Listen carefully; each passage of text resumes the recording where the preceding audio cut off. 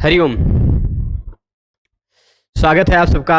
आज के इस व्याख्यान में हम सभी लोग लघु सिद्धांत कौमुदी का क्रमशः अध्ययन कर रहे हैं और उस अध्ययन में अब तक इसका पंचम प्रकरण, पांचवा प्रकरण जो कि अजंत पुल्लिंग प्रकरण है, उस प्रकरण को कल हमने शुरू किया था पढ़ना। उसमें संक्षेप में तीन सूत्र हमने कल देखे थे। वो तीनों सूत्रों का तात्पर्य मैं एक बार फिर से आप सबको संस्मरण कराता हुआ आगे चलूंगा आज, ठीक है। तीन सूत्र जो हमने देखे थे, वह तीनों सूत्र में से पहला सूत्र कौन सा है? अर्थवद धातुर प्रत्यय प्रातिपदिकम। यह सूत्र कहता है कि जो धातु ना हो, जो प्रत्यय ना हो और जो प्रत्ययांत ना हो, धातु प्रत्यय और प्रत्ययांत को छोड़कर जो कुछ भी अर्थ वाला आपको पड़ता हो वह प्रातिपदिक है, ठीक। तो राम यदि मान लीजिए अर्थवान है तो वह प्रातिपदिक है कि उसका अर्थ दशरथ का पुत्र होता है ना, तो इसलिए वह प्रातिपदिक है। धातु भी नहीं, प्रत्यय भी नहीं, प्रत्ययांत नहीं। और यदि राम को हम प्रत्ययांत मानते हैं, रम धातु से घई प्रत्यय लगकर बना हुआ मानते हैं, तो फिर यह राम कैसा हो जाएगा? कृत तद्धित समासाश्च। अगला सूत्र देखा था, वह कहता है कृदंत, तद्धितांत और समास। कृत प्रत्यय लगकर बना हुआ शब्द, तद्धित प्रत्यय लगकर बना हुआ शब्द और समास होकर बना हुआ शब्द भी प्रातिपदिक हो जाता है। कृत तद्धित समासाश्च, ठीक। जो कृदंत है वह भी प्रातिपदिक है, तद्धित है वह भी प्रातिपदिक है, समास है वह भी प्रातिपदिक है, ठीक। स्पष्ट है? यह दो सूत्र देखा था। अब तीसरा सूत्र हमने पढ़ा था, सौजसमौच्छष्टाभ्याम भिस्मेभ्याम भ्यस गसिभ्याम भ्यस गसोसांग्यों सुप। वैसे इसमें थोड़ा सा मिसप्रिंट का लिखा हुआ है, मतलब वैसे देखा जाए तो सौजसमौच्छष्टाभ्याम, यहाँ हलंत लगाने की जरूरत ही नहीं थी, मां से जोड़कर लिख देते टाभ्याम भिस, है ना।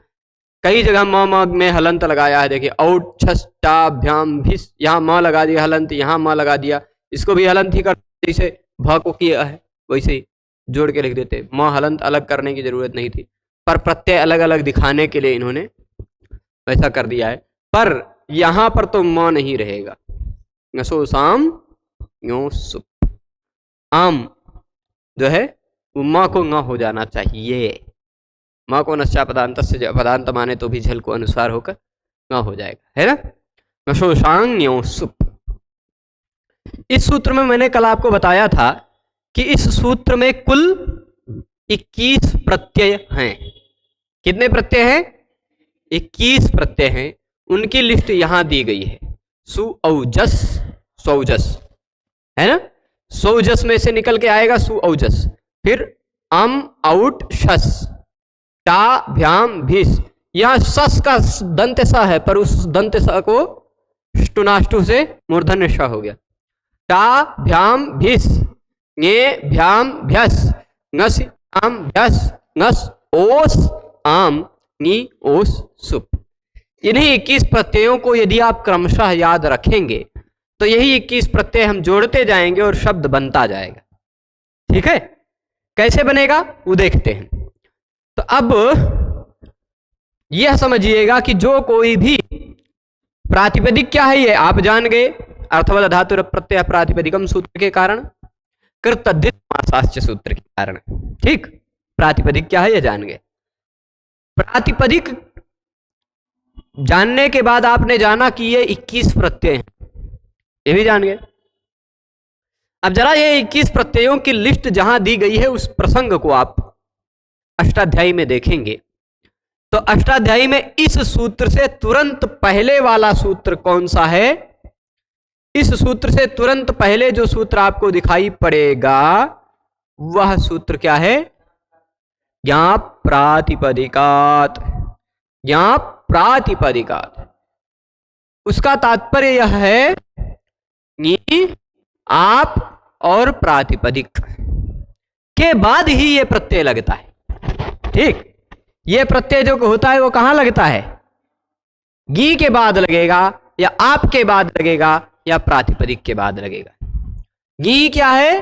दीर्घ ई जिसके अंत में आता हो ऐसा स्त्रीलिंग शब्द। वैसे गी से गीप, गीस, गीन का ग्रहण होता है। गीप, गीस, गीन ये तीनों गी हैं। प्रत्यय लगकर, ये तीनों प्रत्यय लगकर गीप, गीस, गीन लगकर स्त्रीलिंग बनते हैं। कारण आप से भी टाप, डाप, चाप इन तीनों का ग्रहण होता है, पर फिर भी आ अंत वाला स्त्रीलिंग शब्द। ठीक। और फिर उसके बाद प्रातिपदिक का मतलब आप जान ही गए, अर्थ वाला हो, धातु ना हो, प्रत्यय ना हो, प्रत्ययांत ना हो, और कृदंत हो या तद्धित हो या समास हो, तद्धित हो। ठीक। तो प्रातिपदिक के बाद ये प्रत्यय लगेगा, ऐसा निष्कर्ष आपको पता चला है। किसके बाद ये प्रत्यय लगेगा? ग्यंत के बाद या आबंत के बाद या प्रातिपदिक के बाद लगेगा। इसी को भी आगे यहां से समझा जाएगा ज्ञाप प्रातिपदिकात से। ठीक। आगे जो हम 3-4 सूत्र पढ़ने वाले हैं, उन सूत्रों के विषय में हम आपको पहले ही बता चुके हैं। राम शब्द से आप रामः बनाने जाएंगे, राम शब्द से आप रामः जब बनाने जाएंगे तो उसको बनाने के लिए आपको 10-12 सूत्र भूमिकागत रूप में जानना आवश्यक है। बाकी सब जगह मन से ध्यान रखते जाइएगा। ठीक है। अब ज्ञाप प्रातिपदिकात क्या है? ज्ञाप प्रातिपदिकात यह कहता है गी, आप, प्रातिपदिक। 3 तोड़ने पर 3 निकलेगा, गी, आप और प्रातिपदिक, यही तीनों तो निकलेगा। तो गी का मतलब दीर्घ ई वाला स्त्रीलिंग शब्द, आप का मतलब आ अंत वाला स्त्रीलिंग शब्द, और प्रातिपदिक। ठीक। यह एक अधिकार सूत्र है, गी, आप, प्रातिपदिक, ज्ञाप प्रातिपदिक। ठीक। उसी का पंचमी ज्ञाप प्रातिपदिकात, पंचमी भी व्यक्ति लगी है ना। तो गी, आप और प्रातिपदिक के बाद में कुछ कार्य होगा, उत्तर में कुछ कार्य होगा। क्या होगा? तो कहा प्रत्यय। अच्छा, जरा ये ऊपर जो सौजसमौच्छष्टाभ्याम भिस्ङेभ्याम भिस्ङसिभ्याम भिस्ङसोसाम्यो सुप, यह सूत्र गया अभी आपने पढ़ा। इस सूत्र में एक चीज और देखा होगा आपने कि लिखा था ये प्रत्यय की अनुवृत्ति जाती है कि नहीं उसमें। प्रत्यय का मैंने बताया था कि यह 3-1-1 से लेकर के 5, 4, 160 तक जाती है, प्रत्यय की भी और परश्च की भी। ठीक। तो ये वाला प्रत्यय के अंतर्गत ही आता है कि नहीं। तो यह ज्ञाप प्रातिपदिकात क्या कहता है कि अब जो प्रत्यय कहे जाएंगे वह या तो गी के बाद लगेगा, या तो आप के बाद लगेगा, या तो प्रातिपदिक के बाद लगेगा। ऐसा ज्ञाप प्रातिपदिकात से आपको पता चला। ठीक। प्रातिपदिक क्या है वो आप 2 सूत्रों से समझ चुके हैं। गी क्या है? दीर्घ ई वाला स्त्रीलिंग शब्द। आप क्या है ये भी मैंने आपको बता दिया। ठीक। अब ज्ञाप प्रातिपदिकात का सीधे वृत्ति नहीं मिला, कुछ नहीं लिखा दिखाई पड़ रहा है यहां। प्रत्यय की भी कोई वृत्ति नहीं दिखाई पड़ रही है, परश्च की भी कोई वृत्ति, मतलब इन तीनों की संयुक्त वृत्ति एक साथ लिख दी है। तीनों सूत्रों की संयुक्त वृत्ति है, मतलब तीनों सूत्र जो अर्थ कहते हैं वही तीनों का अर्थ संक्षिप्त में एक वाक्य में कह दिया गया। ठीक। ये देखिए तीनों अधिकार सूत्र हैं। प्रत्यय सबसे पहले बड़ा वाला अधिकार आएगा, कहेगा प्रत्यय में आगमन पर आपका हार्दिक स्वागत है। अब यहां से आप 1 सूत्र आगे चलेंगे, 4 सूत्र आगे चलेंगे, 10 सूत्र आगे चलेंगे, जब तक कोई दूसरा अधिकार नहीं शुरू होगा, बहुत बड़ा सा 5, 4, 160 तक यह पूरा प्रत्यय नामक देश चल रहा है। ठीक। फिर उसके बाद परश्च भी कहेगा कि हाँ ये जो सारा प्रत्यय मैं बता रहा हूं, अब जो सारे प्रत्ययों का विषय शुरू हो रहा है वह परः होगा। कैसे होगा? पर में ही लगेगा, पूर्व में नहीं लगेगा। ऐसा नहीं कि राम शब्द से सु प्रत्यय लगाना तो पहले सु लिख दीजिए फिर राम लिखिए, ऐसा नहीं। ठीक है। पर में ही लगेगा प्रत्यय, राम के बाद में ही सु आप जोड़ पाएंगे, राम के बाद ही औ जोड़ पाएंगे। प्रत्यय हो वह पर में ही लग देगा, पर में ही लगेगा, ऐसा इस सूत्र ने कहा, परश्च। और इस सूत्र के बाद जो कुछ भी कहे जाएंगे वो सभी प्रत्यय होंगे, ऐसा इसने कहा। और वो जो सारे प्रत्यय हैं वो सारे प्रत्यय या तो गी के बाद लगेंगे, या तो आप के बाद लगेंगे, या तो प्रातिपदिक के बाद लगेंगे, यदि चौथे अध्याय के बाद के प्रत्यय हैं तो। ये इसने कहा, ठीक, चौथे अध्याय के बाद के प्रत्यय। तो इसी को देख लीजिए, संयुक्त में क्या लिखा, इत्यधिकृत्य, ये तीनों का अधिकार चल रहा है, तीनों का अधिकार चल रहा है। यह कह रहा है 3 1 2 से बाद में 5 160 तक जो भी प्रत्यय कहे जाएंगे वो सभी प्रत्यय पर में ही लगेंगे। हाँ, अपवाद होते हैं, एक प्रत्यय है जो पहले लग जाता है, और एक प्रत्यय ऐसा है जो बीच में लग जाता है, ऐसा भी है। आप कहेंगे ये कैसे?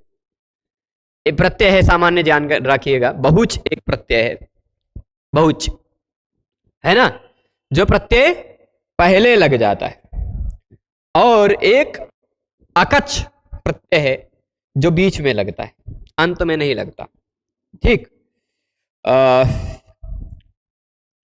मैं अगर खोजूं, सूत्र प्रारंभ नहीं हो रहा है, पर अकच वाला तो मुझे पता है, अव्यय सर्वनाम नाम अकच प्राक्टे है, ठीक, पर वह बहुच पुरस्तात् तु ऐसे करके सूत्र है, बहुच पुरस्तात् तु, वह बहुपटु इत्यादि शब्द बनाता है, ठीक, बहुपटु, बहुपटु बनता है ना, वह बहु जो है वो बहुच प्रत्यय का है। अकच, अकच एक प्रत्यय होता है जो बीच में लगता है, टी भाग से पूर्व में लगता है। सूत्र में ही कह दिया गया बहुच पुरस्तात् तु, वो पहले लगेगा, परह नहीं, पुरस्तात्। और अकच प्राक्टे है, अकच जो प्रत्यय है, अव्यय सर्वनाम नाम अकच प्राक्टे है, वो अकच प्रत्यय होगा, वो टी से पहले लगेगा। यही दो प्रत्ययों को, अपवादों को छोड़कर बाकी जो प्रत्यय हैं वो परश्च, ठीक। अब देखिए ये तीनों अधिकार है, तो क्या लिखा, ज्ञाप प्रातिपदिकात का अर्थ देख लीजिए, इतना आ रहा है, ज्ञंतात आवंतात प्रातिपदिकात, ये ज्ञाप प्रातिपदिकात का अर्थ आ गया ना, परे ये परश्च का अर्थ आ गया है ना। और स्वौजस मौक्षस ये सु आदि, स्वादय मतलब सु आदि प्रत्यय। अब सु आदि प्रत्यय अष्टाध्यायी में आपको देखने पड़ेंगे, सु आदि प्रत्यय कौन से हैं। तो आपको यह ध्यान रखिएगा कि सु आदि यानी पहला प्रत्यय है जिसका, उसको स्वादि कहा जाए, है कि नहीं। जैसे यहां कक्षा में बहुत सारे लोग हैं, लेकिन ऐसा हो, मान लीजिए कि इस लाइन में छठे बच्चे से आगे के सब सो रहे हैं, मान लीजिए, है तो नहीं, यहां कोई नहीं सो रहा है, पर मान लीजिए, तो हम कह देंगे वो छठे से लेकर, अब उस छठे को ही हम पहला मान ले रहे हैं, वहां से लेकर हम ऐसे कह देंगे, मान लीजिए कोई नाम देवदत्त से लेकर, तो देवदत्त आदि काहे सो रहे हो। अब देखिए आदि तो यहां अमन बैठे हैं, लेकिन अमन आदि कहना चाहिए या दिवेश आदि कहना चाहिए, लेकिन हम कह देंगे देवदत्त आदि सो रहे हैं। तो यानी आदि का मतलब हम जहां से शुरू करना चाह रहे हैं वही आदि, वहीं से हम उसी को आदि मान सकते हैं। तो वैसे प्रत्ययों में देखा जाए तो सबसे पहला प्रत्यय सन प्रत्यय है, प्रत्ययों के अधिकार में। इस प्रत्यय परश्च के बाद आद्युदात्तश्च अनुदातो सुप्पितो, फिर उसके बाद गुप्त इज्किद्भ्यः सन, गुप्त इज्किद्भ्यः सन। सबसे पहला प्रत्यय का वर्णन पाणिनि जी ने सन का किया, पहला प्रत्यय सन है, ठीक है। पर सन आदि प्रत्यय कह सकते हैं, सारे प्रत्यय सन, सन से लेके सबसे पहला प्रत्यय है सन, और सबसे अंतिम प्रत्यय है कप। कौन सा प्रत्यय? कप, पीने वाला नहीं।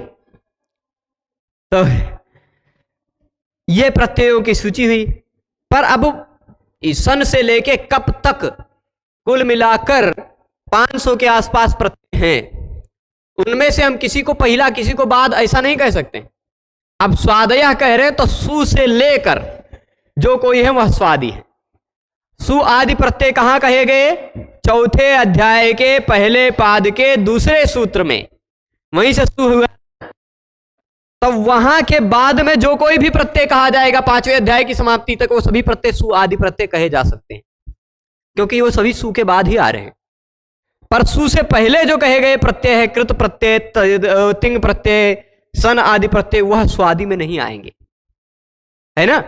चौथे अध्याय के पहले पाद के दूसरे सूत्र जो सौजस मोक्षस है, उसके बाद 5 4 160 तक जितने भी प्रत्यय कहे जाएंगे वो सारे प्रत्यय स्वादि प्रत्यय हैं। ये इसलिए बता रहा हूं क्योंकि यह सु से लेके कप तक, सु से लेके कप तक जितने भी प्रत्यय हैं वो सभी प्रत्यय क्या कहे जाएंगे, स्वादि प्रत्यय। और वह सभी प्रत्यय या तो ग्यंत के बाद लगेंगे, या तो आबंत के बाद लगेंगे, या तो प्रातिपदिक के बाद लगेंगे। पर में लगेंगे, सु आदि लगेंगे, पर वो सु आदि है क्या, ये रहा प्रत्यय का अर्थ, यहां प्रत्यय आ गया। यानी इन पूरे 3 4 सूत्र का संयुक्त तात्पर्यार्थ एक वाक्य में लिख दिया। ठीक है, तो सु आदि प्रत्ययों की लिस्ट दे दी पहले सौजस मोक्षस सूत्र में। ज्ञान प्रातिपदिका के अधिकार में आने के कारण पता चलता है कि वह सु औजस इत्यादि प्रत्यय या तो गी के बाद लगेंगे, या तो आप के बाद लगेंगे, या तो प्रातिपदिक के बाद लगेंगे। प्रत्यय के अधिकार में आने के कारण पता चलता है कि सु औजस इत्यादि जो है वो प्रत्यय हैं। परश्च के अधिकार में आने के कारण यह पता चलता है कि ये जो सु औजस इत्यादि जो प्रत्यय हैं, जो गी या आप या प्रातिपदिक से लगते हैं, वो हमेशा पर में ही लगेंगे। ऐसा परश्च सूत्र के अधिकार में आने के कारण पता चलता है। ठीक, तब पूरा निष्कर्ष इन सभी सूत्रों का पता चल गया है। तो ज्ञंतात, ज्ञंतात मतलब गी जिसके अंत में है, ऐसे को ज्ञंत कहा जाता है। गी मतलब गीप गीस गीन, गीप गीस गीन प्रत्यय लगकर बना हुआ जो शब्द है, नदी, शची, पार्वती, गौरी, ब्राह्मणी, है ना, इंद्राणी, रुद्राणी, शर्वाणी, भवानी इत्यादि सभी ई अंत वाले जो शब्द हैं, ईकारांत स्त्रीलिंग, वो गी वाले। आप का मतलब टाप डाप चाप प्रत्यय लगकर बना हुआ शब्द आबंत कहलाएगा। आप जिसके अंत में हो वह आबंत। ठीक, तो और प्रातिपदिक, आप किसके अंत में, रमा, बालिका, मूषिका, वत्सा, होडा, मंदा, बिलाता, सूर्या, फिर उसके बाद भामा, वामा, दामा इत्यादि, है ना। तो ये सब आप वाले हैं। आपका मतलब आम आदमी पार्टी मत लीजिएगा। हाँ, तो ज्ञंतात, आबंतात और प्रातिपदिकात, च का मतलब भी, और ज्ञंत, आबंत और प्रातिपदिक के पर में सु आदि प्रत्यय होते हैं। यह इसका मतलब पता चला। ठीक, तो अभी तक जितने भी सूत्र पढ़े, लगभग इस अजंत पुल्लिंग प्रकरण में आपने 6 सूत्र पढ़ लिए। 6 का मैं एक एक वाक्य में यदि सार बोलूं तो अर्थवद धातुर प्रत्यय प्रातिपदिकम ने कहा, जो अर्थवद धातु ना हो, प्रत्यय ना हो, प्रत्ययांत ना हो, वह प्रातिपदिक है। कृत तद्धित समासाश्च ने कहा कि कृदंत हो या तद्धितांत हो या समास हो, वह भी प्रातिपदिक है। सौजस मौक्षष्टाभ्याम भी सूत्र ने कहा सु औजस इत्यादि 21 प्रत्यय हैं। खाली इतने बताया, सु औजस इत्यादि 21 प्रत्यय हैं, इतना कहा। फिर उसके बाद अगला सूत्र हमने जो पढ़ा ज्ञाप प्रातिपदिकात, वह कहा कि सु इत्यादि जो प्रत्यय हैं वह गी या आप या प्रातिपदिक के बाद लगेंगे। प्रत्यय के कारण हमें पता चला कि ये सु औजस इत्यादि जो हैं वह सब प्रत्यय हैं। परस्य के कारण हमें पता चला कि वो सारे जो प्रत्यय हैं वह पर में ही लगेंगे। ठीक, तो अब किसके पर में लगेंगे, प्रातिपदिक के पर में, या गी के पर में, या तो आप के पर में। ठीक, अच्छा, अब वो जो प्रत्यय है ना, अब उसकी उन प्रत्ययों की कुछ कुछ संज्ञा होगी। प्रत्यय कितने देखे अभी आपने लिस्ट सौजस मौक्षस सूत्र में, 21 है ना। अब उन्हें 21 को 3-3 टुकड़ों में बांट दीजिए, 3-3 3-3 3-3, कितने हो जाएंगे, 7। ठीक, कितने हो जाएंगे, 7। अच्छा, एक काम करना है, जो एक पेन है, एक पेन मिल नहीं रहा, खो गया है कहीं इधर टेबल के नीचे, तो गिर के नहीं चला गया, वह पेन मिल नहीं रहा। एक अलमारी में पेन रखा है, कल ले आना। ठीक है, एक्स्ट्रा था तो, क्योंकि उसके बिना लिखने में उंगलियां से नहीं लिखाता है, दर्द करने लग जाता है स्कूल में भी तमाम। हाँ, तो ये बता रहा था कि सुपह, सुपह का मतलब क्या होगा, एक अगला सूत्र है, वह कहता है कि वो जो 21 प्रत्यय आपने देखे, कौन से प्रत्यय, सुप, सुप है ना। अच्छा, सुपह सूत्र निकाल लीजिए जरा, एक 4 102 इससे पहले निकाल के देखिए। तान्येक वचन द्विवचन है, तान्येक वचन द्विवचन बहुवचनान्येकशः। एक शह मतलब एक से लेकर, पहले से लेकर के उन सब को एक वचन, द्विवचन और बहुवचन कहा जा सकता है। ठीक, क्या कहा जा सकता है? उन सब को एक वचन, द्विवचन और बहुवचन कहा जा सकता है। अच्छा, अब इसी को सुपह, तानी, तानी पहले सूत्र में था, यहां सुपह कह दिया गया। तानी में बहुवचन है प्रथमा, सुपह भी प्रथमा बहुवचन है, इसलिए यहां तानी की अनुवृत्ति तो नहीं आएगी, पर एक वचन, द्विवचन, बहुवचनान्येकशः की अनुवृत्ति आएगी, है ना। एक वचन, द्विवचन और फिर उसके बाद बहुवचनान्येकशः। ठीक, बहुवचनानि, एक वचन, द्विवचन, बहुवचनानि। एकशः, ये देख, एकशः लिखा है, तो सुप के जो साथ सुप जो है ना, वो सुप प्रत्यय सीरियल से लिख दीजिए 21, सु औजस अम औत्सस चाभ्याम्भिस गेभ्याम्भ्यस गसिभ्याम्भ्यस, और उसके ऊपर आप एक वचन, द्विवचन, बहुवचन ऐसा एक एक करके लिखते जाइए। एकशः, एक वचन, द्विवचन, बहुवचनानि, एकशः। ठीक, अब जरा देखते जाइए ऊपर जो प्रत्ययों की लिस्ट थी उसी में मैं घटित कर देता हूं इस सुपह सूत्र को। देखिए, एक शह गिनना है, एक से गिनना है।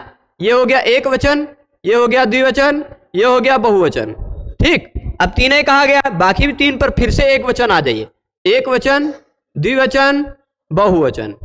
ठीक, फिर इसके बाद फिर एक वचन, द्विवचन, बहुवचन। ठीक, फिर उसके बाद वैसे ही एक वचन, द्विवचन और फिर उसके बाद बहुवचन। तो आपको यह पता चल रहा है कि सु प्रथमा तो है, सु औजस इन तीनों को प्रथमा कहा जा सकता है, पर इन तीनों प्रथमाओं में थोड़ा थोड़ा भेद है। सु प्रथमा तो है पर एक वचन भी है, औ प्रथमा तो है पर द्विवचन है, जस प्रथमा तो है पर बहुवचन है। उसी तरह अम और सस ये तीनों द्वितीया हैं, तीनों द्वितीया हैं, पर उसमें से अम एक वचन, औट द्विवचन, सस बहुवचन। ठीक, अच्छा, ये प्रथमा, द्वितीया, तृतीया, चतुर्थी, पंचमी ये सब बाद में पता चला, कहीं किसी सूत्र में कहा नहीं गया कि इनको प्रथमा, द्वितीया, तृतीया, चतुर्थी, पंचमी, षष्ठी इत्यादि कहो। बस एक वचन, द्विवचन, बहुवचन, एक वचन, द्विवचन, बहुवचन, एक द्विवचन, बहुवचन, एक वचन, द्विवचन, बहुवचन, एक वचन, द्विवचन, बहुवचन, ऐसे करते गए जब 2100 प्रत्ययों को, तो वो 7 बार एक वचन, द्विवचन, बहुवचन आ गए। 7 विभक्ति हो गई, 7 विभाजन हो गया। विभक्ति मतलब विभाजन, 7 बार उनका 3-3 का विभाजन हो गया, इसीलिए विभक्ति कही गई। अब उनमें जो पहली वाली विभक्ति है वो प्रथमा, दूसरी वाली वो द्वितीया, तीसरी वाली वो तृतीया, चौथी वाली विभक्ति, चौथा वाला विभाजन जो है वो चतुर्थी, पांचवा वाला जो विभक्ति है वो पांचवी वाली पंचमी, छठी वाली जो विभक्ति है ngस ओस आम वो षष्ठी, सातवीं वाली जो विभक्ति है वह सप्तमी। इसीलिए आपको निष्कर्ष में पता चला कि सु औजस इति प्रथमा, सु औजस यह प्रथमा है, ऐसा किसी सूत्र में कहा नहीं गया। पर जब सु औजस इत्यादि को हमने सुपह सूत्र से एक वचन, द्विवचन, बहुवचन में बांटा, तो एक वचन, द्विवचन, बहुवचन, एक वचन, द्विवचन, बहुवचन, ऐसे 2100 को जब बांट लिया तो पहला जो बंटवारा हुआ वो पहला है, फिर दूसरा, तीसरा, चौथा, पांचवा, छठा, सातवां, तो उसी को हम पहला, दूसरा, तीसरा ऐसे हिंदी में कहते हैं, प्रथमा, द्वितीय, तृतीय स्त्रीलिंग में, संस्कृत में कहते हैं। पर क्योंकि विभक्ति शब्द स्त्रीलिंग है, विभाजन को 3 प्रत्यय लगकर विभक्ति बनता है, विभक्ति स्त्रीलिंग है, इसलिए प्रथमा, द्वितीय, तृतीय, चतुर्थी, पंचमी, षष्ठी ऐसा कहने लगे हम। ठीक, स्त्रीलिंग के कारण। तो ये विभक्तियां क्या है आपको पता चल गया। ठीक, और सभी विभक्तियों के एक वचन, द्विवचन, बहुवचन के यह प्रत्यय हैं, यह भी आपको सुपह सूत्र के कारण पता चला। ठीक, सुपस त्रीणि त्रीणि, सुप में जो 3-3 प्रत्यय है ना, 3-3 टुकड़े कर डालिए, तो 3-3 वचन जो हैं वह एक शाह मतलब पहले से लेकर एक वचन, द्विवचन और बहुवचन संज्ञक होते हैं। ये सुपह सूत्र का मतलब खाली इतना है। सुप प्रत्ययों में जो प्रत्यय है सुपना, उनको 3-3 में डिवाइड कर लीजिए, 3-3 में डिवाइड कर लीजिए। सुओजस, अमोरसस, टाभ्याम्भीस, भ्याम्भ्यस, ऐसे 3-3 कर डालिए। और वह 3 में 3-3 जो काय किया है, उनमें पहला वाला प्रथम एक वचन, दूसरा वाला द्विवचन, तीसरा वाला बहुवचन। ठीक है, यह इसका मतलब हो गया। सुप में जो 3-3 प्रत्यय हैं वो वचन एक से लेकर के एक वचन, द्विवचन, बहुवचन संज्ञक होते हैं। यह इतना पता चल गया। सुपा तक समझ गए? तो सुपा में कोई दिक्कत नहीं आएगी ना किसी को। ऐसा मत समझिएगा कि सुपा मतलब दाल, वहां बड़ा ऊ होता है, सुपा होता है ना। सूपो भूप समा जाता है। सूप को खानों में भूप कहा गया है, राजा, ऐसा हमारे गुरुजी कहा करते हैं। ठीक, खाने में सभी खानों में राजा जो होता है ना, सब राजा महाराजाओं की बात करते हैं। जैसे सब्जियों में राजा है बैगन, आलू को कहते हैं लोग, लेकिन बैगन है सब्जियों में राजा है। वृंदाकम शाक नायकम, क्योंकि बैगन के ऊपर जितना बढ़िया मुकुट लगा रहता है, उतना अच्छा मुकुट किसी के ऊपर नहीं लगा रहता है, वो मुकुट से सुसज्जित है। ठीक है, वैसे ही खानों में राजा है दाल। ठीक, दाल ऐसा खाना है उसके साथ सब कुछ अच्छा लग जाएगा। सुपो भूप, कहीं श्लोक है, सुपो भूप समायाता मंत्रिणा हिंगुना सह, के साथ हिंग नाम के मंत्री के साथ आया है अपने। उसका मंत्री कौन है? हिंग। मंत्रिणा हिंगुना सम पलायध्वम अन्य व्यंजन नायका, और जो व्यंजन के नायक हैं और जो खाने वाने के साग सब्जी के नायक हैं, सब पलायन करो। सूप रूपी आ गया है। ठीक, वो सूप अलग है। अब देखिए, ये तो पता चल गया आपको कि सु इत्यादि 21 प्रत्यय हैं। वो प्रत्यय 7 विभक्तियों में होते हैं, और उन 7 विभक्तियों में 3-3 को एक वचन, द्विवचन और बहुवचन कहा जाता है। अब जरा ये बताइए, कब हम एक वचन प्रत्यय लगाएं, कब हम द्विवचन लगाएं, कब हम बहुवचन लगाएं, इसको बताने के लिए यह सूत्र आया। द्वेकयोर द्विवचनैक वचने, द्वेकयोर द्विवचनैक वचने। सूत्र समझिएगा, यह भी केवल एक प्रकार का सहयोगी सूत्र है। यह क्या बताएगा? द्वेकयो, द्वि और एक। द्वेक में द्वि और एक छिपा हुआ दिखाई पड़ रहा होगा। किसको किसको दिख रहा है? देखिए, द्वेकयो में द्वि, एकयो, द्वि और एक दिखाई पड़ रहा है। अगर द्वि कहना हो तो हमें द्विवचन प्रत्यय लगाना है। कौन सा? द्विवचन। और एक कहना है तो एक वचन। ठीक, अगर एक बालक है तो हम एक वचन वाला प्रत्यय लगाएंगे, या तो लगाएंगे, या तो अम लगाएंगे, या तो ता लगाएंगे, या तो गे लगाएंगे, या तो ngसी लगाएंगे, या तो ngस लगाएंगे, या तो गी लगाएंगे। एक वचन वाला है ना, उसी में तीनों में, क्योंकि एक वचन वाला हमें पता चल चुका है। अगर 2 लोग हैं तो द्विवचन हमें प्रत्यय लगाना पड़ेगा, या तो औ लगाएंगे, या तो औट लगाएंगे, या तो भ्याम भ्याम भ्याम लगाएंगे। भ्याम चतुर्थी में भ्याम, पंचमी में भ्याम, षष्ठी सप्तमी में ओस ओस लगाएंगे, है ना। अब अगर 2 से ज्यादा हैं, बहुषु बहुवचनम, वहां सूत्र लगेगा, आगे आएगा वो, जब प्रथमा राम सिद्ध कर ले जाएंगे उसके बाद बहुषु बहुवचन। अब द्विवचने वचने ने बताया कि 2 कहना हो तो द्विवचन प्रत्यय लगाइए, 1 कहना हो तो एक वचन प्रत्यय लगाइए। आप कहिए 2 और 1 में, 2 और 1 में पहले कहना चाहिए, को बाद में कहना चाहिए था, है कि नहीं? 1 और 2, देखिए एकश्च, 1 और द्वि, इन दोनों का समास होता तो एक द्वि कहते थे पहले। 1 और 2 में एक वचन और द्विवचन होता है, ऐसा सीधा कह देते। उल्टा काहे कहे? 2 और 1 में द्विवचन और एक वचन होता है, ऐसा काहे कहे? है कि नहीं? लाघव के लिए एक ये समाधान दिया जा सकता है, क्योंकि एक द्वि अलग लिखते तो एक द्वि ऐसा होता है। अब देखिए, 1 और द्वि का समास करती है तो आप देख लीजिए एक द्वि बनता, अब यहां एक द्वि अगर लिखते तो क्या होता है?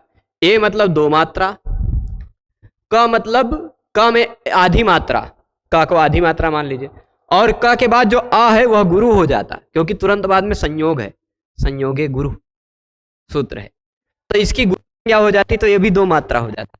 तो 2 और 2.5 हो गया, द आधा 5.5, 5 व आधा 5.5 और ई 6 मात्रा हो जाता है ना, एक द्वि अगर कहते। और वैसे अगर द्वेक कह दिया तो द आधा व आधा य आधा 1.5 मात्रा होगी, और ए 2 1.5 2 3.5 मात्रा हुई, और क में 1.5 मात्रा, मतलब कुल 5 मात्रा हुई। ठीक, तो मात्रा का लाघव है। एक और व्याकरण शास्त्र के अनुसार समाधान दे दें तो द्वि इकारांत शब्द है। द्वि कैसा है? इकारांत शब्द है, और इकारांत शब्द को व्याकरण शास्त्र के अनुसार द्वंद्वे घी नहीं सॉरी इकारांत शब्द को शेषो घ्यसखी सूत्र से घी संज्ञा होती, हरि इत्यादि इकारांत शब्दों की घी संज्ञा होती है ना, अभी आगे पढ़ेंगे आप। और घी संज्ञा होती है तो द्वंद्वे घी, द्वंद्व समास में घी संज्ञक का पहले प्रयोग होता है। ये एक और द्वि का द्वंद्व समास होगा तो भी द्वि का पहले प्रयोग हो जाएगा। ये भी एक समाधान दिया जा सकता है। ठीक है, तो 2 और 1 अगर कहना हो तो द्विवचन और एक वचन ये प्रत्यय होता है, ये पता चला। ठीक, अब जरा मान लीजिए राम है। ठीक, आप इतना सारा नियम समझ गए, साथ साथ लेके चलिए। ये राम है, ठीक, कौन है? अर्थ वाला है, धातु नहीं है ना, प्रत्यय नहीं है ना, प्रत्ययांत नहीं है। ऐसा यदि प्रत्ययांत मानते हैं तो कृदंत मान के कृतद्धित समासाश्च से इसकी प्रातिपदिक संज्ञा कर लीजिए कृदंत मानकर। और यदि इसको प्रत्ययांत नहीं मानते हैं, केवल दशरथ का पुत्र अर्थ प्रतिपादक कोई एक अव्युत्पन्न प्रातिपदिक है जिसकी उत्पत्ति नहीं है, ठीक, वैसा वाला प्रातिपदिक है यह मानते हैं, तो आप राम को कह दीजिए कि राम एक प्रातिपदिक है। तो प्रातिपदिक के बाद सु औजस इत्यादि प्रत्यय लगे।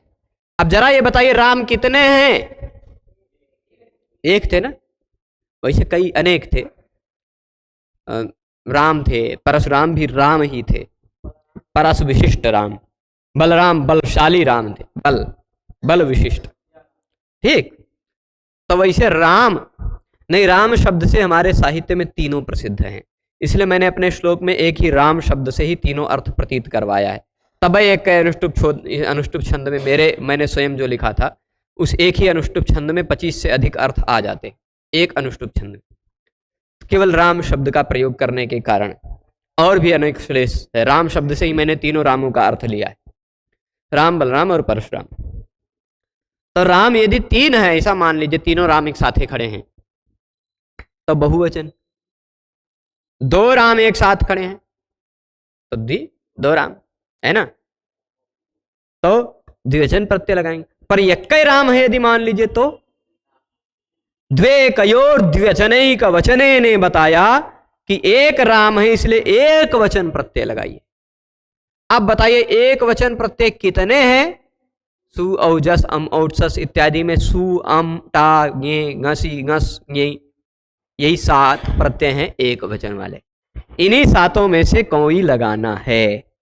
ठीक, अब सीधे सीधे कुछ लोग सामान्यतः जो अभी प्रारंभिक व्याकरण पढ़ रहे हैं वो तो सीधे सीधे स्वउच्चसमौच्छष्टाभ्याम भिष्भ्याम सामग्यो सुप सूत्र से सुप्रत्यय लगा देते हैं। पर सामान्यतः सुप्रत्यय लगाने के लिए वह सूत्र नहीं आता, वह सूत्र खाली बताता है कि ये प्रत्यय होते हैं। ठीक, सुप्रत्यय लगाना है तो आपको प्रातिपदिकार्थ लिंग परिमाण वचन मात्र थमा, वो कहता प्रातिपदिकार्थ यदि केवल प्रतिपादित करना हो, लिंग का केवल प्रतिपादन करना हो, परिमाण का केवल प्रतिपादन करना हो, वचन का केवल प्रतिपादन करना हो तो प्रथमा लगाइए। प्रथमा का मतलब क्या है? सु औजस। अब प्रथमा लगाना है क्योंकि राम एक प्रातिपदिक है, राम एक प्रातिपदिक है। उस प्रातिपदिक का अर्थ क्या है, उस प्रातिपदिक का अर्थ क्या है, यह हमें प्रतिपादित करना है। राम एक प्रातिपदिक है कि नहीं? राम प्रातिपदिक का अर्थ क्या है यह प्रतिपादित करना है तो प्रातिपदिकार्थ मात्र में प्रथमा विभक्ति प्रातिपदिकार्थ लिंग परिमाण वचन मात्रे प्रथमा ने कहा लगा दो, ठीक। अथवा कर्ता अर्थ में भी उक्त होने के कारण जो उक्त होता है वह प्रातिपदिकार्थ ही होता है, प्रथमा लग गई। पर प्रथमा तो तीनों है, सु भी है, दौ भी है, जस भी है, तीनों प्रथमा है ना। तभी द्वेकय और विद्वचन एक वचने ने कहा कि एक हो तो एक वचन लगाओ, दो हो तो द्विवचन लगाओ। तो राम एक कहे हैं, इसलिए एक वचन वाला सु औजस में से कौन सा प्रत्यय लगा दिया हमने? सु। राम के बाद सु प्रत्यय लगाया। अभी देखिए रामा बनेगा, कैसे बनेगा देखते जाइए। सारे नियम आप पहले संधि प्रकरण में पढ़ चुके हैं, ठीक। खाली एक नियम समझना है, बाकी सारे नियम पढ़ चुके हैं। उपदेशे जनुनासिक इत पढ़ा है आपने। मान लीजिए यह सु प्रत्यय नहीं है, यह कौन सा प्रत्यय है? सु। इसमें जो ऊ है वह अनुनासिक है। वैसे सूत्रमा में तो स्वऊ लिखा था, क्या लिखा था? स्वऊ। अब इसमें ऊ जो तोड़ा गया तो वह अनुनासिक है कि अनुनासिक है? बिना अनुनासिक वाला कैसे पता चले? तो प्रतिज्ञानुनासिक क्या पाणिनीय, यह परिभाषा कहती है कि भाई पाणिनीय, हम सब पाणिनीय व्याकरण के अध्येतागण या पाणिनीय व्याकरण के अनुसरता लोग ऐसा मानते हैं कि जहां भी ऊ की किसी भी स्वर की इत संज्ञा और लोप होता हो वहां हम ऐसी प्रतिज्ञा कर लेते हैं कि यह अनुनासिक है, भले उसमें अनुनासिक दिखाई पड़ रहा हो या न दिखाई पड़ रहा हो, स्वर संधि हो जाने के कारण नहीं दिखाई पड़, है ना। तो हम मान लेते हैं कि यह अनुनासिक है, इसलिए उपदेशे जनुनासिक इत सूत्र पढ़ चुके हैं, पढ़े हैं ना सभी। उपदेश में अनुनासिक स्वर वर्ण दिखाई पड़ता हो तो उसकी संज्ञा होती है। यह नियम सभी जगह लगाना है, सभी जगह लगाना। सभी शब्दों के बाद आप 21 प्रत्यय लगाते जाएंगे, शब्द रूप बनता जाएगा, धड़ाधड़ बनता जाएगा, देखते जाइएगा। तो अब राम शब्द के बाद हम सु औजस शुरू कर रहे हैं, सु प्रत्यय लगा रहे हैं। किसी भी शब्द के बाद आप सु प्रत्यय लगाएंगे तो सु में से बचेगा क्या? स, केवल स बचेगा, ऊ की इत संज्ञा होगी, तस्य लोपा से लोप हो जाएगा, ठीक। इतना तक पहुंच गए? पहुंच गए कि नहीं? अब यह राम जो था वह अब राम नहीं रहा, रामस बन गया।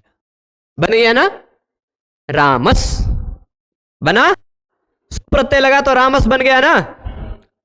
अब यह रामस क्योंकि सुबंत है, सुबंत है कि नहीं? सु प्रत्यय इसमें लगा है, सुप प्रत्यय जिसके अंत में दिखाई पड़ते हो वह सुबंत है कि नहीं?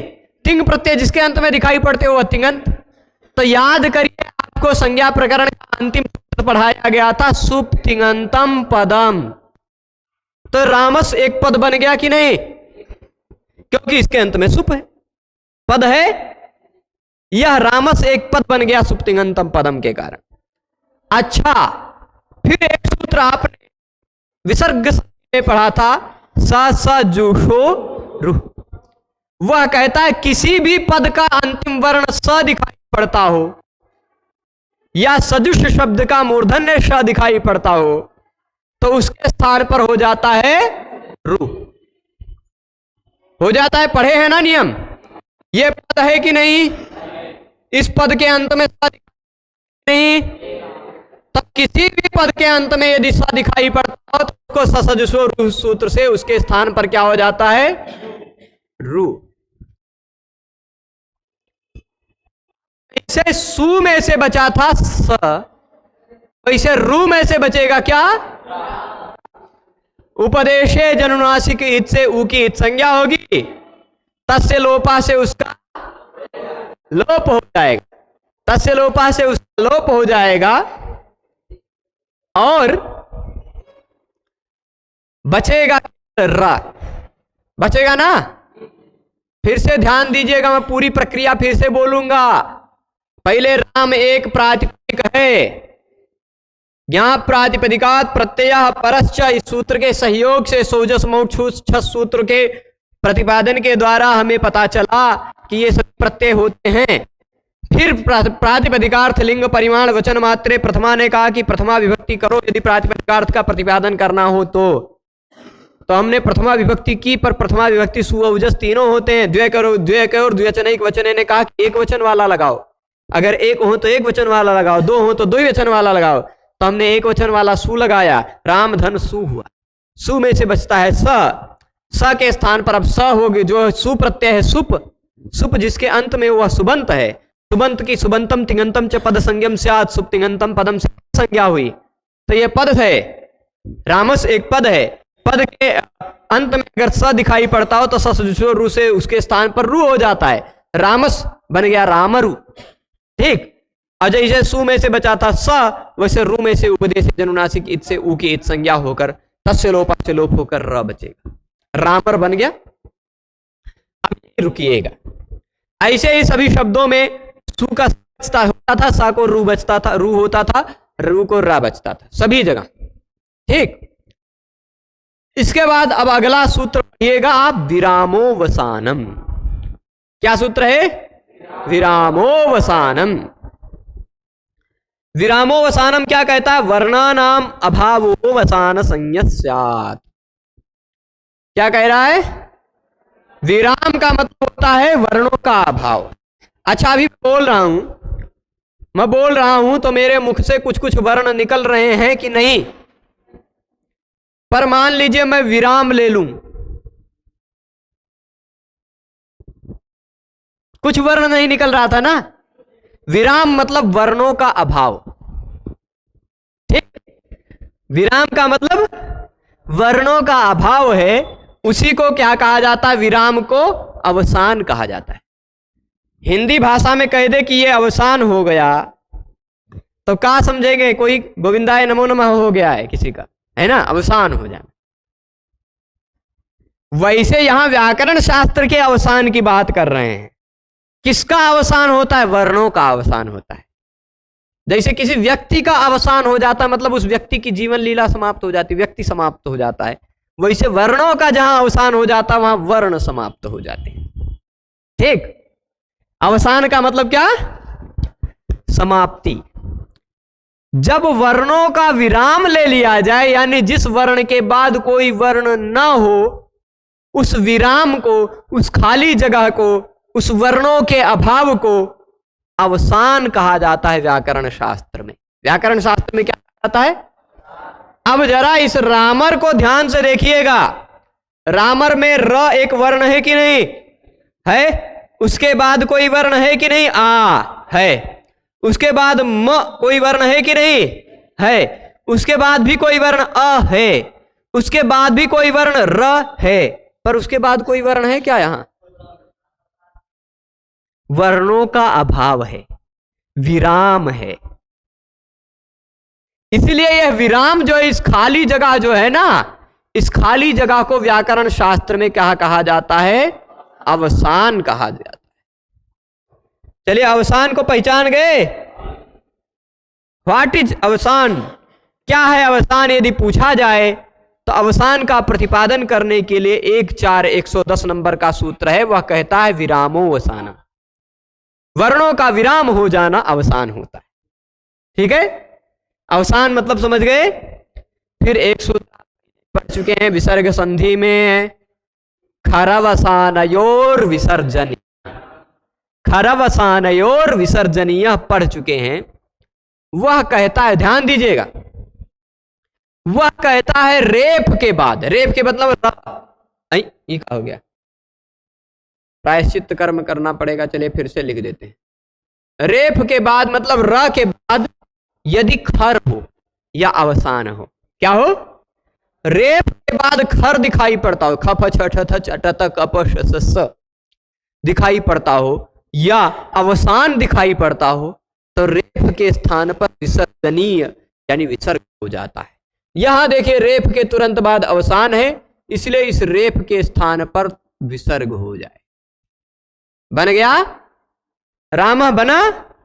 इसी तरह बालक सु होता तो बालका, हरि सु होता तो हरि, पति सु होता तो पति, है ना। अरुण सु होता तो अरुण, बाल अमन सु होता तो अमन। वैसे अमन शब्द संस्कृत नहीं है ना। और पर संज्ञा मान करके अनुकरण किया जा सकता है। ठीक, रुद्र सु होता तो रुद्र, शिव सु होता शिव, भानु सु होता भानु, कवि सु होता कवि। सु का बचता है स के स्थान पर हो जाता है रू, रू का बचता है र के बाद में कोई वर्ण नहीं है, इसलिए खरवसानी और विसर्जनी यहां से विसर्ग। ठीक है, राम सभी लोग बना लेंगे। राम शब्द से राम कैसे बना? राम के बाद लगा प्रत्यय सु और सु का बचा स को हुआ रू, सजसो रू, शब्द का अंतिम वर्ण है स। रू के स्थान पर बचा र, क्योंकि उपदेशे जनुनासिक इत से इत संज्ञा, तस्य लोपा से लोप, और र के स्थान पर हो गया विसर्ग, खरवसाने और विसर्जनीय। क्या राम? अब सभी लोग शब्द बनाने की प्रक्रिया का शुरू कर चुके हैं। शुरुआत में राम से शुरुआत हुई, मतलब अब अंत तक हनुमानो जी आ जाएंगे। ठीक, रावण तक नहीं जाना है, बस राम। हम सबके यहाँ परंपरा है, शुरुआत राम से करते हैं। शुरुआत किससे करते हैं? ऐसे गिनते, आजकल आप सब शायद देखे हो कि ना देखे हो, पर गांव में ऐसे गिनती गिनते हैं, 1 2 3 4 नहीं कहते हैं, राम 2 3, 1 नहीं कहते, राम 2। तो हम तो गिने, हम देखे हैं हमारे गांव में, हमारे बाबा जी नोट गिन रहे थे। हमारे बाबा जी नोट गिनते हैं तो हम देखे हैं उनको, उनके हाथ में 10-10 का दे दिया गया था, 12-13 नोट, तो गिन रहे थे राम 2 3 4 5 6, ऐसे गिनते हैं। राम से शुरू करेंगे। ठीक, तो शुरुआत राम से करते हैं। हम सबकी यह एक हृदय की एक ऐसी, मतलब हम सबकी एक संस्कृति है, तो राम से शुरू करते, इसलिए शुरू हो गया। अब राम से बन गया रामा, सभी बना लेंगे ना। रामा, राम सु, राम स, राम रु, राम र, और फिर रामा। ठीक, अब इसके बाद, अभी सु के बाद कौन सा प्रत्यय लगेगा? प्रथमा लगेगा कि नहीं? द्विकयोर द्विवचने कवचने, मान लीजिए सीता जी के स्वयंवर के बाद का प्रसंग है। ठीक, मान लीजिए सीता जी के स्वयंवर के बाद का प्रसंग है, और धनुष टूट गया है, वहीं प्रकट हो गए हैं परशुराम जी, आ गए, है ना। तब 2-2 राम हो गए हैं कि नहीं जनक की सभा में? तो रामौ, राम है, 2 राम है। 1 राम होते तो बात अलग थी, तो 2 राम है। हमने क्या लिखना पड़ेगा? राम और फिर राम, 2 राम है ना, तो 2 बार राम लिखना पड़ेगा कि नहीं? ये राम जी हैं दशरथ के पुत्र, ये परशुराम जी हैं, 2 राम हो गए कि नहीं? और अगर 3 होते तो 3 बार हमें राम लिखना पड़ता। क्या लिखना पड़ता? 3 बार राम राम राम। भाई ऐसे मान लीजिए यहीं पर दिव्यांशु नाम के 3 लोग हैं, दिव्यांशु दिव्यांशु दिव्यांशु, ऐसा 3 बार कहना पड़ेगा कि नहीं हमें? तो ऐसे 3 राम होते तो 3 बार कहना पड़ेगा, क्योंकि एक पद का एक होता है। पर अब देखिए अगला सूत्र जो है ना, देखिए ये वर्णानाम अभावो अवसान संज्ञा स्यात्, वर्णों का अभाव अवसान कहलाता है। ये समझ गए। रुत्व विसर्ग, रू हुआ सजसो रू से, विसर्ग हो गया खरवसाने विसर्जनीय से, बन गया रामा। यहां तक पहुंच गए। इसके बाद देखिए स्वरूपाणाम एक शेष एक विभक्तौ। स्वरूप, स्वरूप का मतलब क्या होता है पहले ये समझिए। समानम रूपम यस्य सः स्वरूपः, अथवा समानम रूपम यस्य तत् स्वरूपम। ठीक, समान रूप है जिसका उसको स्वरूप कहा जाता है, समान रूप है जिसका उसको स्वरूप कहा जाता है। देखिए इसका इस राम का, इस राम का, इस राम का, तीनों के रूप में कुछ अंतर है नहीं ना? ये तीनों स्वरूप है कि नहीं? या दुये होते तो दोनों स्वरूप है कि नहीं? तो स्वरूपाणाम, समान रूप वालों में, स्वरूपाणाम मतलब समान रूप वालों में एक शेष, ये कई शेष बचता है। ठीक, समान रूप वालों में एक ही शेष बचता है, और जो शेष बचता है यह शिष्यते सलुप्यमानार्थाभिधायी। जो शेष बचता है ना वह लुप्त हुए के अर्थ का भी अभिधान करता है। तो मान लीजिए 2 राम थे या 3 राम थे, स्वरूपाणाम एक शेष, इस नियम के कारण एक ही शेष बचा, पर एक ही राम जो है वही एक ही राम 2 राम का अर्थबोध कराएगा, या 3 हो गए, 3 में से एक शेष बचा होगा तो तीनों राम का अर्थबोध कराएगा, है ना। स्वरूपाणाम एक शेष एक विभक्तौ। एक विभक्तौ का मतलब उसके बाद एक ही प्रत्यय लगेगा, ऐसा नहीं कि 2 राम थे, राम धन सु प्लस राम धन सु, दोनों राम में से एक ही बचा तो राम धन सु, सु 2 बार सु लगाइए, ऐसा नहीं। एक विभक्तौ, एक ही विभक्ति का प्रत्यय लगेगा उसे, ठीक। तो अब राम धन सु 2 राम हो गए कि नहीं? राम शब्द से 2 का अभिप्राय प्रकट हो रहा है ना, तो द्वेकयोर द्विवचनैक वचन सूत्र के सहयोग से हमने द्विवचन वाला औ प्रत्यय लगा दिया। अब देखिए एक विभक्तौ यानी एक विभक्ति में राम सु धन राम सु था, वैसे समास होता है रामश्च रामश्च। 2 राम थे कि नहीं? 2 राम थे, रामश्च रामश्च, दोनों राम है। दिव्यांशुश्च दिव्यांशुश्च, 2 दिव्यांशु हैं, समास हुआ दोनों में द्वंद्व समास। अब दिव्यांशु धनसु प्लस दिव्यांशु धनसु, वैसे राम धनसु प्लस राम धनसु, ऐसा होगा कि नहीं? तो अब समास हुआ, इनमें समास में से दोनों सुलुप्त हो जाएंगे समास के कारण, और जब 2 राम बचे तो स्वरूपाणाम एक शेष एक विभक्तौ, दोनों में से एक ही राम शेष बचेगा, एक ही राम शेष बचेगा, और एक ही राम दोनों राम का अर्थबोध कराएगा। दोनों राम का अर्थबोध कराएगा तो द्विवचन हो जाएगा, एक विभक्तौ, ठीक। तो एक विभक्तौ यानी स्वरूपाणि एव दृष्टानि, एक विभक्ति में जो समान रूप वाले ही दिखाई पड़ते हैं, उन समान रूप वालों में से एक ही शेष बचता है, एक ही शेष बचता है। कई राम थे, उनमें से एक ही शेष बचा, ऐसा इसमें पता चला इस सूत्र से। तो 2 थे, 2 हो गए राम, इसलिए द्विवचन का प्रत्यय लगाया, राम औ लगाया। अब यहां पर आपको एक सूत्र याद आ रहा होगा, वृद्धि रेचि, याद आ रहा है? आ रहा है ना? आ है औ है, तो अ और औ पूर्व और पर दोनों के स्थान पर वृद्धि होकर औ हो जाता, बन जाता रामौ। बनेगा वही, होगा वैसे ही, पर थोड़ा बुद्धि और लगा लीजिए, ठीक। राम धन औ है, स्वरूपाणाम एक शेष एक विभक्तौ, स्वरूपाणाम एक शेष एक विभक्तौ तक आप समझे हैं। अभी इसको और हल्का सा रिवाइज करेंगे कल में, कल तो पूरा राम शब्द पूरा कर देंगे। जरा यहां देखिए, ये इसके बाद जब राम धन औ की स्थिति हुई, कौन सी स्थिति हुई? राम धन औ, तो सीधे सीधे आप वृद्धि रेचि लगाकर बना सकते हैं, ऐसा रामौ बन जाएगा ना। बालक होता तो बालकौ, अरुण होता तो अरुणौ, 2 अरुण होते मान लीजिए, यहां तो एक ही अरुण है, कि और कोई है इसमें से? है कोई? नहीं हो सकता है हो, हमने देखा है मंदिर में एक विद्यार्थी है अरुण। तो अब देखिए राम औ 2 है, यहां पर वृद्धि रेचि वृद्धि करना चाहा, पर प्रथमयोः पूर्व सवर्णः, ये सूत्र लगेगा।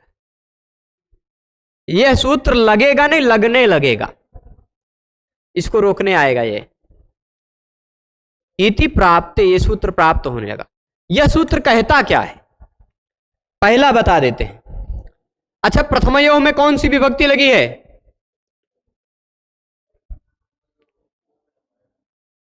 षष्ठी सप्तमी का द्विवचन है, पर इस सूत्र में सप्तमी का द्विवचन है, ठीक। ओस प्रत्यय लगा हुआ है, द्विवचन। प्रथमा शब्द का द्विवचन यानी पहली पहली, 2 बार कहा गया ना, तो द्विवचन मतलब पहली 2 विभक्तियां। प्रथमयोः का मतलब क्या? पहली 2 विभक्तियों के प्रत्यय यदि पर में हो तो। प्रथमयोः में सप्तमी लगी है, तो सप्तमी का पर अर्थ लिया जाता है सामान्यतः हिंदी में, अथवा पहली दो विभक्तियों के प्रत्यय से पूर्व, है ना, पहली दो विभक्तियों के प्रत्ययों से पूर्व आने वाले अक। अच्छा, प्रथमयो पूर्व सवर्णा सूत्र से पहले आपको अक सवर्ण दीर्घा मिल जाएगा, वहां से अका की अनुवृत्ति आती है। ठीक, अका की अनुवृत्ति आती है। तो अकः प्रथमयोः, यानी अका, अक के पहले क्या होना चाहिए? पहले होना चाहिए अक। इसका तात्पर्य अर्थ बता दूं तो पहले होना चाहिए अक, उसके बाद होना चाहिए प्रथमा या द्वितीय विभक्ति का अच। ठीक, यहां देखिए ये रहा अक, अक है कि नहीं? अ। उसके तुरंत बाद ये देखिए प्रथमा या द्वितीय विभक्ति का है कि नहीं? और अच भी है। सु था तो अच नहीं था, मान लीजिए सु का स था तो अच नहीं था, इसलिए प्रथमयो पूर्व सवर्णा नहीं लगाना पड़ा। पर औ है तो लगाना पड़ेगा। जस है, जस में से भी अस बचता है तो लगाना पड़ेगा। अम होगा तो वहां भी लगता, लेकिन अमी पूर्वा उसको रोक ले जाएगा। आउट होगा तो लगाना ही पड़ेगा, शस होगा तो लगाना ही पड़ेगा अस। ठीक, प्रथमा और द्वितीय विभक्ति में यह सूत्र महत्वपूर्ण है। प्रथमयो पूर्व सवर्णा, ध्यान रखिएगा। यह सूत्र कहता है पहले होना चाहिए अक, के तुरंत बाद होना चाहिए द्वितीय विभक्ति का अजादि प्रत्यय। उनमें भी मैं बता दूं 4 प्रत्यय, ध्यान रखिएगा। औ, जस, औट, शस, ये 4 प्रत्यय यदि हैं तो यह सूत्र जरूर लगेगा, ज्यादातर शब्दों में लगेगा। ऐसे शब्द जिनमें अंत में अ, ई, उ, ऋ, लृ दिखाई पड़ता, ऐसे सभी शब्दों में प्रायः लगेगा, ज्यादातर में। तो ये लगने लगा। प्रथमयो पूर्व सवर्णा कहता है कि अक के बाद प्रथमा या द्वितीय का अच हो तो पूर्व सवर्ण दीर्घ हो जाता है। पूर्व वर्ण जो है अ, इसी का सवर्ण कोई दीर्घ वर्ण आ जाता है, यानी आ जाता है। यदि मान लीजिए हरि होता, क्या होता? हरि और औ, तो ये रहा अक, इसके तुरंत बाद प्रथमा द्वितीय का अच, है कि नहीं? तो इन दोनों के स्थान पर पूर्व वाले वर्ण का दीर्घ वर्ण आ जाता, ई, बन जाता हरि। हरि, हरि बनता है कि नहीं? भानु, भानु, प्रथम वर्ण का दीर्घ वर्ण हो जाता है। ठीक, प्रथमयो पूर्व सवर्णा का काम ये है। तो इसने कहा कि इस अ और इस औ में आ कर डालो, तभी नादिची। ये बताएंगे फिर से भी, पर अभी खाली एक बार सुन लीजिए, पूरी तरह समझ में नहीं आएगा तो कोई दिक्कत नहीं, फिर से भी बताएंगे। नादिची कहता है आत इची न। जरा नंबर देखिए, 6-1-102, 6-1-104, यानी इसी का निषेध करने के लिए है न। ये कहता नहीं होगा। कब इस सूत्र को तोड़ें तो कहता न आत इची, यही सूत्र बन जाता है नादिची। न आत बन जाएगा नात इची, नात इची नादिची, ताकोदा हो जाएगा जलाम सुनते से। ठीक, ये कहता आ के बाद यदि इच हो, क्या हो? आ के बाद यदि इच हो, या इच से पहले आने वाला अ हो, तो पूर्व सवर्ण दीर्घ न नहीं होगा। ठीक, अब जरा देखिए ये आ है कि नहीं? आ है, ध्यान से देखिए, राम में आ है, इसको पहले कहा गया कि अक है, फिर प्रथमा द्वितीय का अच है, तब पूर्व सवर्ण दीर्घ कर डालो।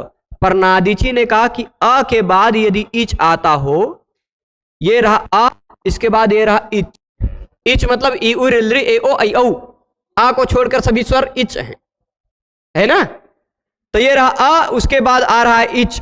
आ के बाद यदि इच आ रहा हो तो प्रथमयो पूर्व सवर्णा नहीं लगता, ये नादिची ने कहा। यानी प्रथमयो पूर्व सवर्णा जी आए थे काम बिगाड़ने, तभी नादिची ने उनको रोक दिया कि तुम एक किनारे बैठे रहो, अगर आ के बाद इच आएगा तो हम तुम्हें नहीं लगने देंगे। ठीक, न आत इची, आ के बाद इच आता हो तो वह नादिची ने रोक लिया। जब रोक लिया, पूर्व सवर्ण दीर्घ नहीं हो पाया, तो वृद्धि रेची को कोई नहीं रोकेगा, वृद्धि हो जाएगी, बन जाएगा रामऊ। ठीक, राम जोड़कर रामऊ बना लीजिएगा। अब राम धन सु का राम बन गया है, राम धन औ का रामऊ बन गया है। राम शब्द में मैं बेशक समझ लूंगा आप सबसे, क्योंकि उसके बाद के सारे शब्द आप बनाते जाएंगे, सब जगह एक जैसे नियम लगते थे।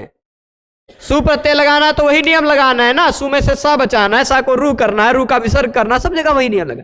औ करना तो वृद्धि से वृद्धि करनी है तो प्रथमे पुरुष वर्णा लगाना है, जस होगा तो प्रथमे पुरुष वर्णा लगाना, सजो रू लगाना है, विसर्ग करना है, सब जगह ही नियम लगाना है। ठीक है, तो चलेगा, आज यही रोकते हैं, रामों तक बनाया, इसको और कुछ विस्तार से कल देख लेंगे और कल राम शब्द के सभी रूपों को पूरा करेंगे। सभी लोग आज इसमें जुड़े रहे, उसके लिए सभी को बहुत बहुत धन्यवाद। नमो नमः। कुछ प्रश्न है? हाँ, कुछ प्रश्न है? नीचे करें, बिल्कुल नीचे करते हैं। हाँ, ज्ञाप प्रातिपदिकात में क्या दिक्कत है? कहां? ज्ञाप प्रातिपदिकात में ना कर सकते हो, कोई दिक्कत नहीं, पर वावसाने भी एक सूत्र है। ये कह रहे ज्ञाप प्रातिपदिकात में ता के जगह पे द कर सकते हैं, है ना, ये ता है, ये ता के जगह दा भी कर सकते हैं, ज्ञाप प्रातिपदिकात भी बना सकते हैं। लेकिन पाणिनि जी ने जब सूत्र लिखा था ना, तो पाणिनि जी ने ऐसे नंबर के साथ नहीं लिखा था, वो ऐसे लिखते गए एक साथ लाइन में, मैं जैसे अभी लिख रहा हूं, ज्ञाप प्रातिपदिकात,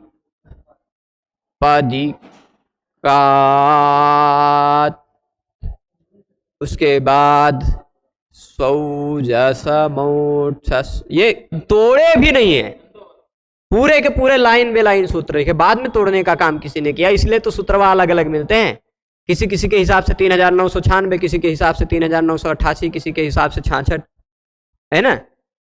तो ऐसे, तो अब देखिए ता के बाद स आ रहा है, खरीचा से ता हो जाएगा। ठीक, और अगर मान लीजिए तोड़ दिया गया है, तोड़ दिया गया है, तो भी एक नियम है वावसाने। वावसाने कहता है तुरंत बाद में अवसान हो तो भी वे वर्ग का पहला वर्ण विकल्प से होता है, झलाम जसोनते फिर उसको तीसरा वर्ण कर देता है, विकल्प से पहला विकल्प से तीसरा दोनों मिलता है। यहां प्रातिपदिकात और ज्ञाप प्रातिपदिकात दोनों सही है। ठीक है, तो चलेगा, यही रोकते हैं। सभी को जुड़े रहने के लिए धन्यवाद। नमो नमः।